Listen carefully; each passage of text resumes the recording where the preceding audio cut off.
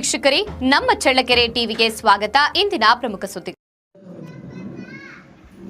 ಚಳ್ಳಕೆರೆ ತಾಲೂಕು ಆಡಳಿತದ ವತಿಯಿಂದ ನಗರದ ತಾಲೂಕು ಕಚೇರಿ ಸಭಾಂಗಣದಲ್ಲಿ ಸೋಮವಾರ ಹಡಪದ ಅಪ್ಪಣ್ಣ ಜಯಂತಿಯನ್ನು ಆಚರಿಸಲಾಯಿತು. ಕಾರ್ಯಕ್ರಮದಲ್ಲಿ ತಾಲೂಕು ಕಚೇರಿಯ ಶಿರಸ್ತೇದಾರ್ ಸದಾಶಿವಪ್ಪ ಮಾತನಾಡಿ, ಹಡಪದ ಅಣ್ಣಪ್ಪ ಅವರ ಸಮಾನತೆ, ಸೇವೆ ಮತ್ತು ಮಾನವೀಯ ಮೌಲ್ಯಗಳನ್ನು ಪ್ರತಿಯೊಬ್ಬರು ಜೀವನದಲ್ಲಿ ಅಳವಡಿಸಿಕೊಳ್ಳಬೇಕು ಎಂದು ಹೇಳಿದ್ದಾರೆ.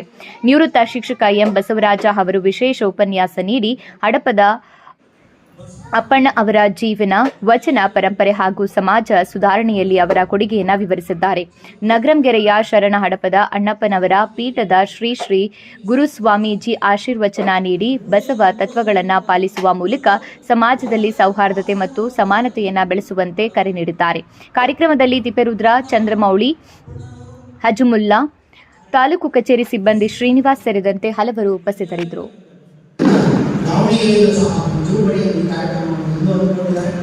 ಹಾಗೆ ನಮ್ಮ ತಾಲೂಕಿನಲ್ಲಿ ಸಹ ಈ ಕಾರ್ಯಕ್ರಮವನ್ನು ನಡೆಸಲಿಕ್ಕೆ ನಮ್ಮ ತಾಲೂಕು ಆಡಳಿತ ಮಂಡಳಿ ಒಪ್ಪಿಗೆ ನೀಡಿದ್ದು ನಿಜವಾಗಲೂ ನಮ್ಮೆಲ್ಲರಿಗೂ ಸಂತೋಷದ ಸಂಗತಿ. ಚಿತ್ರದುರ್ಗ ಜಿಲ್ಲೆಯ ಚಳ್ಳಕೆರೆ ತಾಲೂಕು ಬರಡುಭೂಮಿಯನ್ನು ಹಣೆಪಟ್ಟಿ ಹೊಂದಿದ್ದು ಕಲೆ ಮತ್ತು ಸಾಹಿತ್ಯ ಕ್ಷೇತ್ರದಲ್ಲಿ ಸದಾ ಹಚ್ಚಹಸಿರು.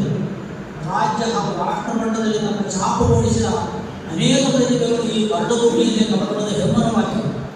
ಜಗತ್ತಿಗೆ ವಿಶ್ವಮಾನವ ಸಂದೇಶ ಸಾರಿ ರಾಷ್ಟ್ರದ ಕೀರ್ತಿ ಪತಾಕೆ ಹಾರಿಸಿದ ಹೊಸರುಚಿ ರಾಷ್ಟ್ರಕವಿ ಕುವೆಂಪುರವರು ಗುರುಗಳಾಗಿದ್ದಂತಹ ವೆಂಕಟಯ್ಯನವರು ಹುಟ್ಟಿದ ನಮ್ಮ ಚಳ್ಳಕೆರೆ ತಾಲೂಕಿನ ತಲುಕಿ ಗ್ರಾಮ.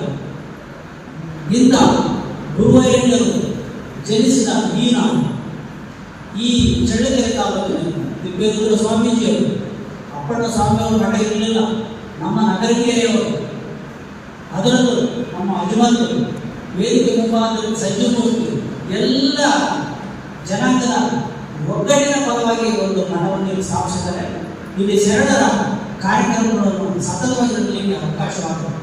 ಈ ಹಿಂದೆ ಅಲ್ಲಿ ಶರಣರು ಕಾರ್ಯಕ್ರಮ, ಗುರುವಂದನೆ ಕಾರ್ಯಕ್ರಮ, ಕರ್ನಾಟಕ ರಾಜ್ಯದ ಸುಮಾರು 10 ಸ್ವಾಮೀಜಿಗಳು ಆ ಕಾರ್ಯಕ್ರಮಕ್ಕೆ ಬಂದಿದ್ದರು. ನಮ್ಮ ನಗರದಲ್ಲಿ ಎಲ್ಲ ಪಂಚಾಯತಿ ಸದಸ್ಯರನ್ನು ಆಹ್ವಾನಿಸಿ ಸನ್ಮಾನವನ್ನು ಸಹ ಮಾಡಿದ್ದಾರೆ. ಇಂಥ ಪುಣ್ಯಭೂಮಿ ಶರಣರು ಹುಟ್ಟಿದ ಧರೆ ಪಾವನವಾಯಿತು ಅಂದರೆ ಒಂದು ಹಾಡಿದೆ. ಶರಣರು ಹುಟ್ಟಿದ ಧರೆ ಅಂದರೆ ಈ ಕರ್ನಾಟಕ ಪಾವನವಾಯಿತು. ಇಂಥ ಶರಣರು ಬಂದಿರೋದ್ರಿಂದ ನಮ್ಮ ಚಳ್ಳಕೆರೆಗೆ ಅತ್ಯಂತ ಪ್ರಮುಖವಾದ ಘಟ್ಟ ಅನಿಸಿಕೊಂಡಿದೆ. ನಮ್ಮ ಚಳ್ಳಕೆರೆ ತಾಲೂಕು ಕರ್ನಾಟಕ ರಾಜ್ಯದಲ್ಲಿ ದುಡಿಸ್ಕೊಳ್ಳಿಕ್ಕೆ ಕಾರಣ ಏನು ಅಂತಂದರೆ ಶರಣರಲ್ಲಿ ಒಂದು ಬಂದಿದೆ. ಇಂಥ ಒಂದು ನಾಡಿನ ಇದು.